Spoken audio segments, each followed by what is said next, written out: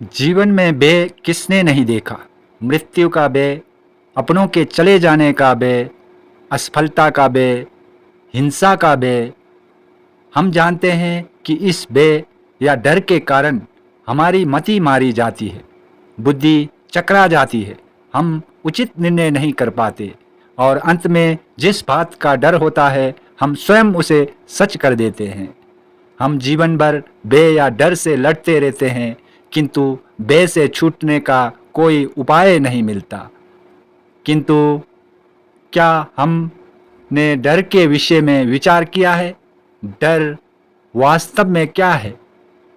जिस बात का हमें डर होता है, क्या वास्तव में वही डर का कारण होता है, या डर हमारे मन का भाव मात्र है जिसका वास्तविकता के साथ कोई संबंध नहीं?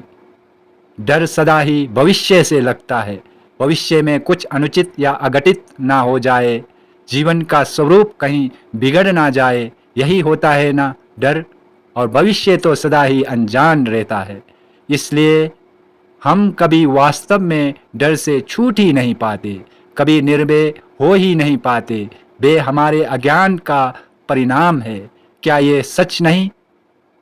गहराई से विचार करने पर हम तुरंत ही जान पाएंगे कि हम जिस अघटित या अनुचित की चिंता में रहते हैं वैसा हमेशा तो होता ही नहीं। भविष्य का कर्म तो हमारे डर से अनजान अपने मार्ग पर चलता रहता है। भय के कारण भविष्य नहीं बदलता, केवल हमारा मन रोग से भर जाता है। किंतु हमारा मन यदि स्वस्थ रहे, हृदय यदि स्थिर रहे, तो हम संकट को पराजित कर सकते हैं और जीने का सुख प्राप्त कर सकते हैं। भयभीत मन सुख मिलने पर भी भोग नहीं सकता।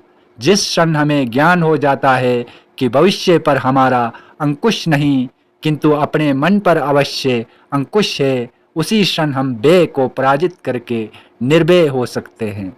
केवल इतना ही ज्ञान आवश्यक है कि भय किसी परिस्थिति का नाम नहीं, हमारी मनस्थिति का नाम है। मन की दृष्टि में परिवर्तन करने से हम निर्भय हो जाते हैं। तो आज की बातों पर विचार कीजिए और आने वाले कल की प्रतीक्षा